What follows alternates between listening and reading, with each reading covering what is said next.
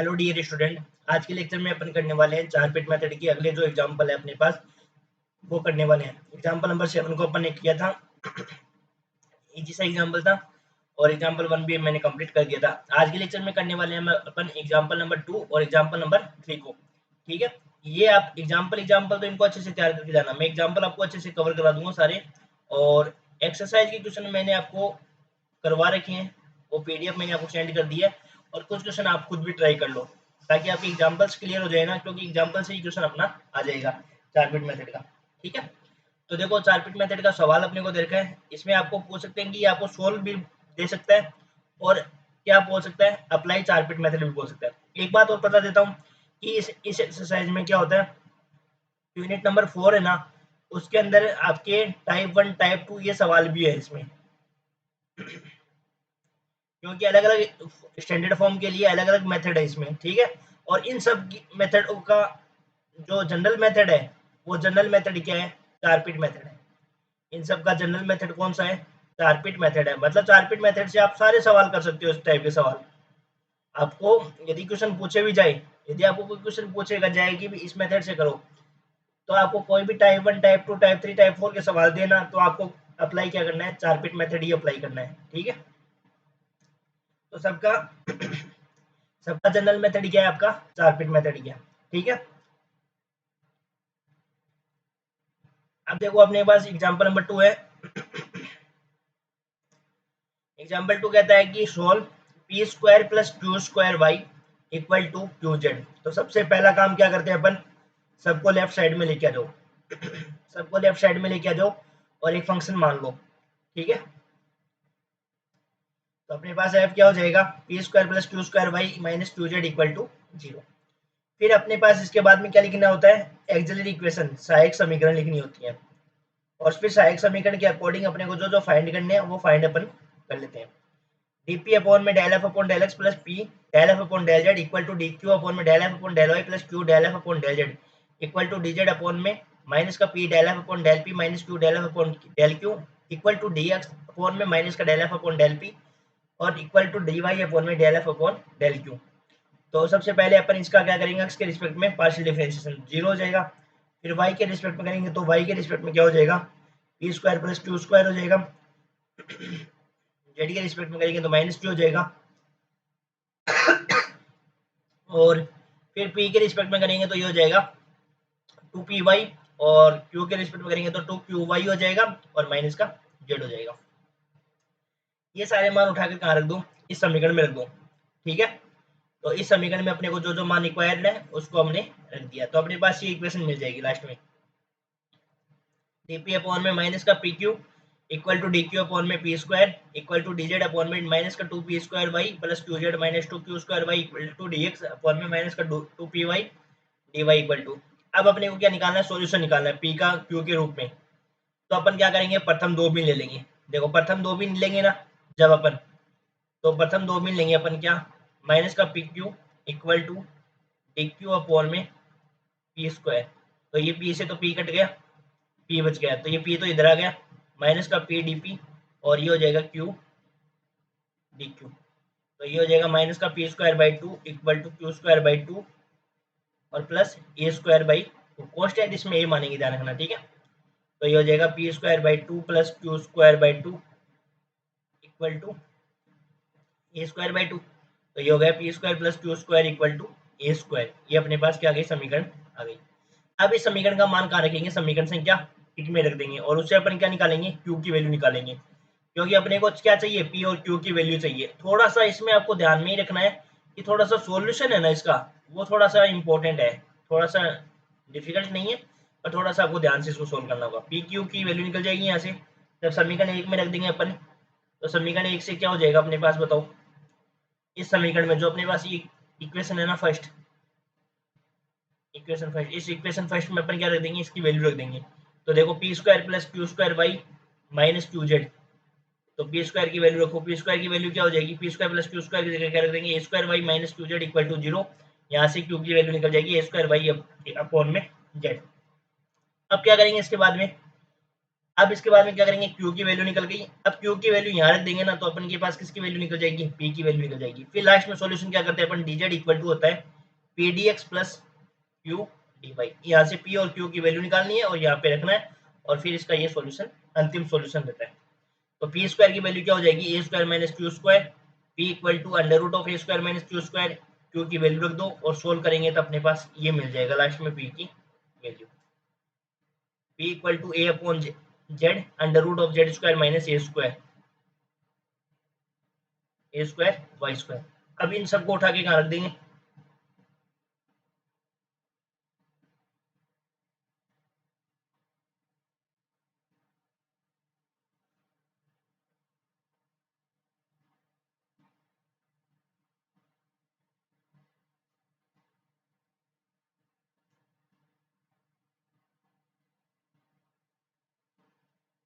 ठीक है। अब अपन क्या करेंगे, D Z equal to P D x plus Q D Y. यहाँ पे अपन पी की वैल्यू रख देंगे A upon Z under root of Z square minus A square Y D x plus A square Y upon में Z D Y. अब आपको क्या करना है, जेड से गुणा कर दो।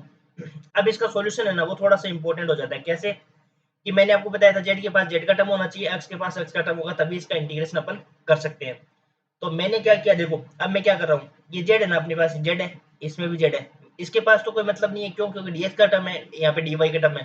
तो ना तो डीएक्स के पास जेड होना चाहिए, ना डीवाई के पास जेड होना चाहिए, जेड किसके पास होना चाहिए, जेड के पास होना चाहिए। तो मैंने क्या कर दिया, पूरे को जेड से गुणा कर दिया। तो यहाँ पे क्या मिला, z D Z equal to A under root of Z square minus A square d x plus A square Y D Y. अब यहाँ पे देखो ये वाला पद क्या है, जेड का है किसके साथ, एक्स के साथ है। तो नहीं नहीं रखना अपने को यहाँ पे। तो क्या करेंगे अपन बताओ, पहले वाई को भेजो इधर, A square Y D Y, A square Y D Y equal to A under root of Z square minus A square. अब अपन क्या करेंगे, इसका भाग लगा देंगे, इसका क्या कर देंगे, भाग लगा देंगे। तो जैसे अपन इसमें भाग लगाएंगे तो यहाँ पे क्या बच जाएगा, एक्स का। अब देखो, अब दोनों तरफ क्या कर देंगे, इंटीग्रेशन कर देंगे। कैसे, क्योंकि एक्स के पास ए है, कांस्टेंट होना चाहिए, कोई दिक्कत नहीं है। यहाँ पे क्या होना चाहिए, जेड डी जेड माइनस ए square Y D Y under root. अब देखो नीचे वाले को मैं टी मानू, जैसे जेड स्क्वायर माइनस ए स्क्वायर वाई स्क्वायर को क्या मानू, टी स्क्वायर मानू, अंडर रूट में है इसलिए टी स्क्वायर मानूंगा मैं, ठीक है।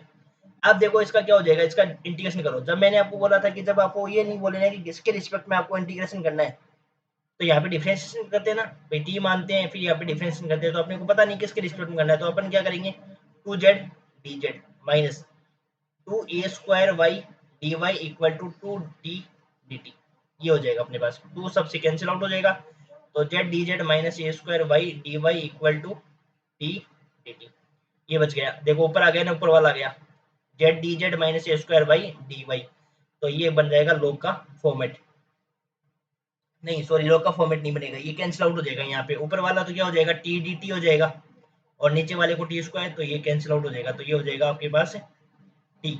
इसका इंटीग्रेशन करेंगे ना फिर लास्ट में, इसका इंटीग्रेशन करेंगे तो यहाँ पे रखेंगे, यहाँ पे ए एक्स प्लस बी वाई हो जाएगा, इसका इंटीग्रेशन कर ही दिया मैंने, ए एक्स प्लस बी। तो फिर अपन क्या करेंगे, टी की वैल्यू रख देंगे और ये अपना सॉल्यूशन हो जाएगा, ठीक है। और अब समझ में आ गया होगा ये सवाल, कोई दिक्कत नहीं है इस सवाल में। बस मैंने ये समझना है कि आपको डिफरेंशिएशन जब करते हैं ना, जब अपने को किसी के रिस्पेक्ट में नहीं बोले तो जेड का डी जेड होता है, साथ में ध्यान रखना। अगला सवाल और देख लेते हैं, सरल सा सवाल है, एग्जाम्पल नंबर 3। सबसे पहले मैंने आपको बताया था कि सबको लेफ्ट साइड में ले फिर हमने सहायक समीकरण लिखी, और सहायक समीकरण लिखकर अपन को क्या करना है, इन सबकी वैल्यू निकालो। ये वैल्यू निकाल दी मैंने, ये स्टेप तो यहाँ तक तो आपको समझ में आ जाएगी। अब आप कहोगे सर ये हमें समझा नहीं रहे हो अच्छे से, क्योंकि देखो वीडियो मैं सोचता हूँ कि 10 से 15 मिनट का बना दूँ ना, आपको ज़्यादा बड़ा वीडियो बनाने से आप देखोगे नहीं, क्यों, क्योंकि ज़्यादा टाइम वेस्ट होता है आपका, नोट्स बनाओगे फिर, इसलिए आपके पास नोट्स तो है, सीधा मैं सोच रहा हूँ कि आपको है ना स्टेप समझा दूँ, क्योंकि मुझे जहाँ पे लगता है कि ये स्टेप आपको समझाने लायक है तो वो स्टेप समझा देता हूँ, क्योंकि इनमें तो आपको सब कर सकते हो। क्यों, क्योंकि देखो इसमें क्या करोगे, देखो एक्स के रिस्पेक्ट में निकालो, पहले एक्स के रिस्पेक्ट में करोगे तो क्या हो जाएगा बताओ, जीरो। वाई के रिस्पेक्ट में करेंगे तो ये हो जाएगा माइनस का two q y plus z. अब पी के रिस्पेक्ट में निकालोगे तो क्या हो जाएगा बताओ, पी के रिस्पेक्ट में वन हो जाएगा, और क्यू के रिस्पेक्ट में करोगे तो क्या हो जाएगा बताओ, माइनस का two q y plus z. और साथ में क्या आ जाएगा, क्यू वाई का और होगा ना भाई, और del F upon del z निकालोगे तो क्या हो जाएगा बताओ, जेड के रिस्पेक्ट में करेंगे तो, जेड के रिस्पेक्ट में करेंगे तो वही माइनस का two q y plus z और बने, ठीक है। तो ये वैल्यू आपकी निकाली हुई है। तो अब क्या करेंगे, सबसे पहले एक्सिलरी इक्वेशन में रखेंगे। कहाँ रखेंगे, एक्सिलरी इक्वेशन में रखेंगे। तो एक्सिलरी इक्वेशन में जैसे अपन वैल्यू रखेंगे तो देखो डीपी अपॉन में क्या मिल गया, डीपी अपॉन में क्या मिल गया अपने पास, माइनस का 2p q y plus z, ये डी क्यू की वैल्यू। अब यहाँ से देखो, अभी जरूरी नहीं कि फर्स्ट और सेकंड फ्रैक्शन को लेकर ही सोल्व करें जाए। अब इन फ्रैक्शनों को लेकर अपन सोल्व नहीं कर सकते हैं, नहीं कर सकते हो ना, क्योंकि ये देखो कितनी लेंथ दिख रही है। लेकिन एक्स वाई वाले टर्म्स को देख लो आप, इन दोनों को टर्म्स को देखो, इन टर्म को देख लेकर सकते हैं क्या। तो देखो आगे वाले पेज पे चलते हैं। तो ये अपना सोल्व हो गया। अब इन दोनों पेजों को अब आप ले देखो, डीपी वाले इस वाले पद को ले लेता हूँ मैं, एक इस वाले पद को ले लेता हूँ, क्योंकि q z plus y, q z plus y है, ये क्यू वाई प्लस जेड है। एक सेकंड देखता हूँ मैं, क्यू वाई प्लस जेड है ये, q del F upon del q क्या है, क्यू वाई प्लस जेड है ना। यहाँ पे थोड़ा सा लिखने में गलती हो गई, क्यू वाई प्लस जेड है, क्यू वाई प्लस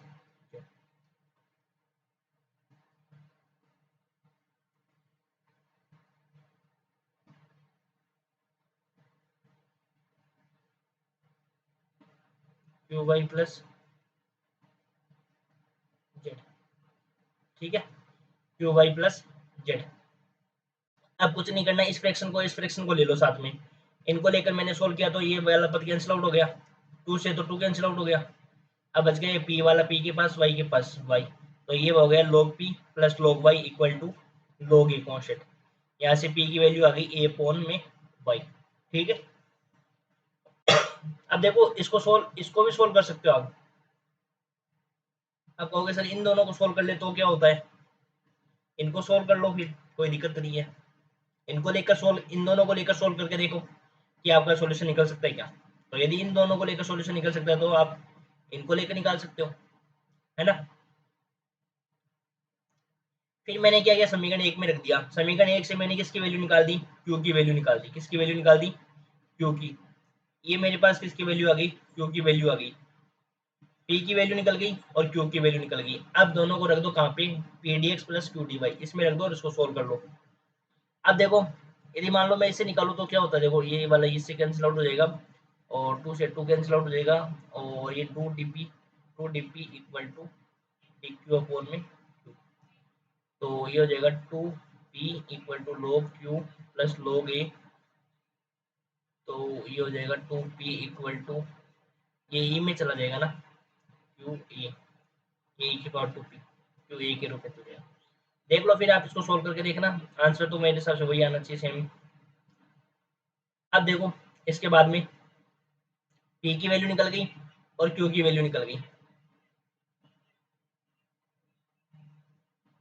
दोनों को लेकर सोल्व किया। p की वैल्यू निकल गई और किसकी वैल्यू निकल गई, q की वैल्यू निकल गई। अब लास्ट में क्या करना है, dz equal to P D x plus Q D y. dz के स्थान पर dz है, p के स्थान पर p की वैल्यू a अपॉन y, और ये under root of a y की power 3/2 minus z y, minus z y. अब मैंने आपको बताया था अक्स के साथ अक्स का टर्म होना चाहिए, वाई के साथ वाई का टर्म होना चाहिए, बस इतना ही सिंपल सा है। अब देखो यदि मैं इस वाई को यहाँ ले जाऊँ, या पूरे वर्ग को मैंने वाई से गुणा कर दिया, तो पूरे को जैसे मैंने वाई से गुणा किया तो यहाँ पे तो वाई डी जेड बन गया, ए डी एक्स हो गया। इसका काम सिंपल हो गया क्योंकि ये तो आराम से इंटीग्रेबल हो जाएगा। इसको वाई से गुणा कर दिया। अब ये देखो इसको मैंने जब गुणा किया, अंडर रूट ए वाई की पावर 3/2 इंटू वाई,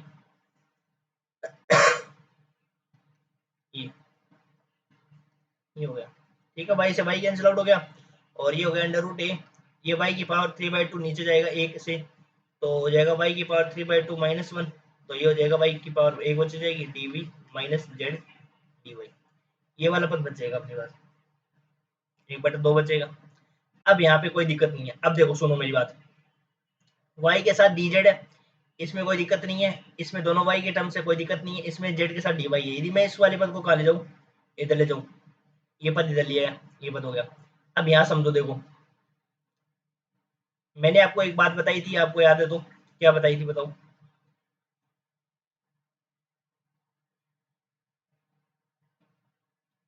एक बात मैंने ये बताई थी, मैं जब अक्स वाई का यदि डिफ्रेंशिएशन करूँ, अक्स वाई का डिफ्रेंशिएशन करूँ तो अक्स को छोड़ दिया मैंने, वाई का क्या हो जाएगा डी वाई, प्लस वाई को छोड़ दिया और एक्स का क्या हो जाएगा डी एक्स का। जब मेरे को रिस्पेक्ट नहीं बोलेगी किसके रिस्पेक्ट में करना है, तो इसी प्रकार से इस वाले पद को देखो ध्यान से, ये सेम टू सेम इसी प्रकार का टाइप है। तो ये हो जाएगा डी वाई जेड का क्या हो जाएगा बताओ, वाई को छोड़ दिया मैंने, जेड का क्या हो जाएगा डी जेड, प्लस जेड को छोड़ दिया, इसका क्या हो जाएगा वाई। तो ये किसका डिफरेंशिएशन है बताओ, वाई जेड का differentiation, A D x plus root A. जैसे अपन क्या करेंगे इंटीग्रेशन करेंगे, जैसे अपन क्या करेंगे इंटीग्रेशन करेंगे ना, तो ये डिफरेंशिएशन और इंटीग्रेशन दोनों कैंसिल आउट हो जाएंगे, तो यहाँ पे आ जाएगा वाई जेड, ठीक है, यहाँ पे एक्स हो जाएगा और ये अंडर रूट ए वाई, ये वाई की पावर माइनस एक बटा दो का क्या हो जाएगा बताओ इंटीग्रेशन, तो वाई की पावर माइनस एक बटा दो प्लस वन अपॉन में माइनस एक बटा दो प्लस, ये आपका सोल्यूशन हो जाएगा, या टू रूट ए वाई हो जाएगा, डायरेक्ट कर सकते हैं। तो ये आपका रिक्वायर्ड सोल्यूशन हो जाएगा। ये सारे सवाल आपको एक दो बार प्रैक्टिस करोगे ना तो आराम से आ जाएंगे चार फिट मेथड के, ये सवाल इतने इजी हैं, ठीक है ना। वैसे कुछ इजी नहीं है, बस थोड़ा सा आपको यहाँ पे लास्ट में है ना थोड़ा सा समझने वाला पॉइंट है, ठीक है ना। और अब अगले लेक्चर में अपन करेंगे दो तीन एग्जाम्पल और करेंगे, ठीक है, ताकि इसको आप चार फिट मेथड को कंप्लीट करेंगे, ठीक है। Thank you.